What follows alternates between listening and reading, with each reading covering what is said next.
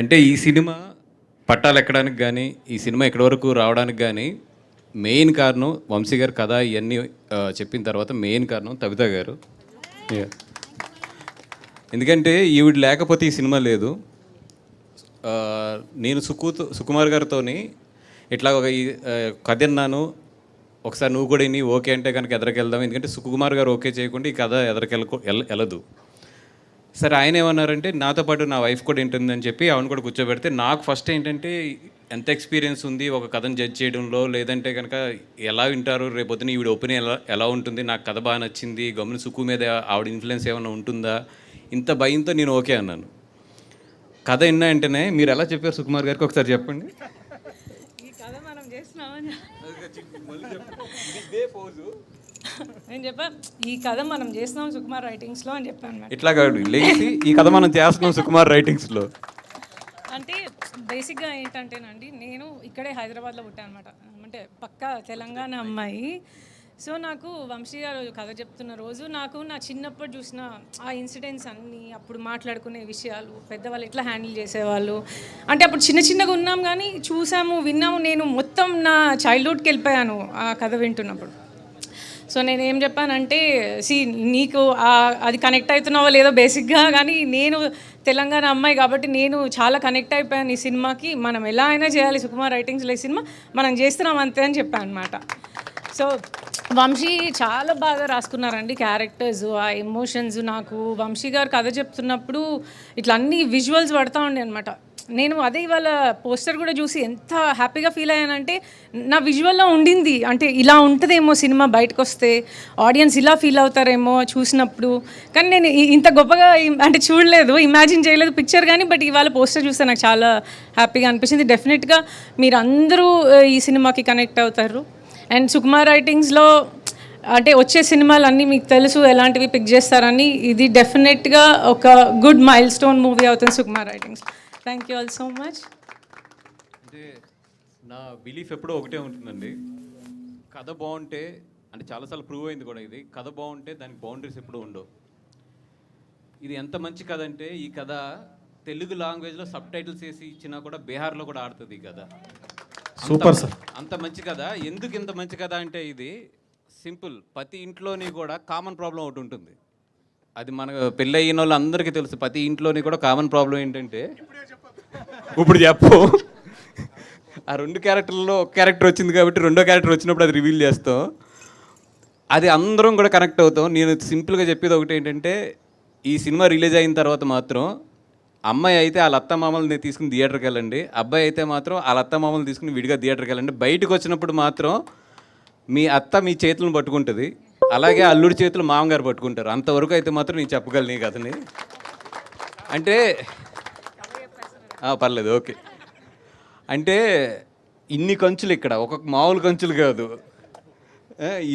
వీళ్ళందరినీ పెట్టి సినిమా తీస్తానంటే ఫస్ట్లో ఏంటంటే వీళ్ళందరూ అసలు ఎప్పుడు వస్తారు, వీళ్ళందరూ కూడా యాజ్ వాళ్ళ దీంట్లో చాలా చాలా బిజీ ఉన్నారు, వీళ్ళందరినీ కూడా ఒక దగ్గరికి ఎలా తీసుకొస్తాము, వీళ్ళందరినీ డేట్లు ఇవన్నీ ఎలా ఒప్పిస్తాము అంటే, వంశీ గారు ఒక్కొక్కరిని పిలిచి కథ చెప్తుంటే ఒక్కొక్కళ్ళు ఒకటే, ఈ క్యారెక్టర్ గురించి మేము అవసరమైతే మిగతా సాక్రిఫై చేసుకున్నా మేము వస్తామండి, ఈ క్యారెక్టర్స్ మాత్రం మేము చేస్తున్నాం అని చెప్పి మొత్తం లేడీస్ అందరూ కూడా వాళ్ళు చాలా చాలా బిజీ ఉంటారు వాళ్ళ సోషల్ మీడియా లైఫ్లో కానీ, లేదంటే వాళ్ళ మొత్తం అన్ని పరంగాని అందరూ కూడా ఎదురుకొచ్చి ఈ సినిమాని నిజంగా చెప్తున్నా, నేను ఎంత ఇస్తే అంత తీసుకుని చేస్తున్నారు వీళ్ళందరూ కూడా.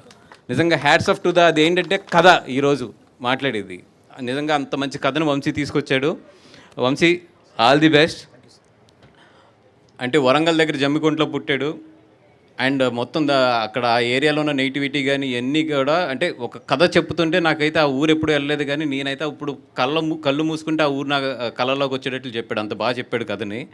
And all the best. చాలా మంచి ఒక తెలుగు సినిమాని అయితే మాత్రం మనం చూడబోతున్నాం. అండ్ ఈ సినిమాలో ఈ సినిమా గురించి ఇంకొకటి ప్రత్యేకంగా చెప్పాలంటే, మా క్యారెక్టర్ మా హీరోయిన్ శ్రీలత నాగదుర్గ, ఈ అమ్మాయి నేను ఇట్లాగ పిలిచి ఇట్లా మా సినిమాలో హీరోయిన్ కింద చేద్దామంటే అందరూ ఏంటంటే జనరల్గా ఇప్పుడు ఇన్ని సినిమాలు చేశాను, సుకుమార్ గారు ఉన్నారు, నేను అందరూ ఉన్నాం కదా, ఏముంది మామూలుగా మనం పిలిచిన వెంటనే హ్యాపీగా అసలు చాలా సంతోషంగా ఉంటారు అనుకున్నా. నాకు 15 రూల్స్ పెట్టింది ఈ అమ్మాయి. కానీ నాకు ఎంత ఆనందం అంటే ఫస్ట్ టైం నేను ఒక తెలుగు అమ్మాయితో డీల్ చేస్తుంటే ఒక తెలుగు అమ్మాయి ఎలా ఉంటుంది, ఒక తెలుగు అమ్మాయి ఒక సినిమా చేస్తుంటే ఎంత క్లారిటీగా ఉంటుంది, తను ఏం చేయగలను ఏం చేయలేను అనేది ఎంత క్లారిటీగా చెప్తుంది అనేది మాత్రం నాగదుర్గం చూసినప్పుడు అనిపించింది. అప్పుడు గుర్తొచ్చింది, okay I'm dealing with the Telugu అమ్మాయి అని. ఈ అమ్మాయి గురించి మేము అందరం మారాం, ఎందుకంటే అమ్మాయి ఈ సినిమాకి అంత ఇంపార్టెంట్.